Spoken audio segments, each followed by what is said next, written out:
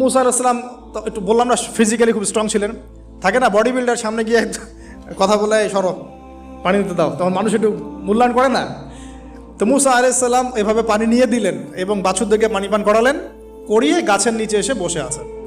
বসে বসে তিনি দোয়া করছেন, এই যে দোয়াটা তিনি দোয়া করছেন, রব্বি, একটা নেক কাজ করলেন, নেক কাজ করলেন না, মানুষের উপকার করলেন, নেক কাজ করে এসে গাছের নিচে বসে দোয়া করছেন, আল্লাহ এখানে তো আমার খাবার পানি বাসস্থান কিছুই নাই, আমি কি করব?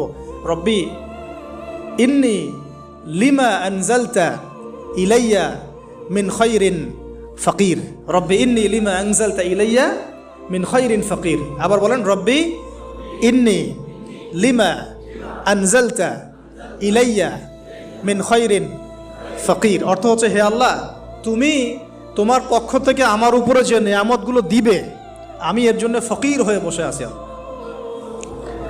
অর্থ বুঝে পড়বেন ভাই, নামাজ রোজা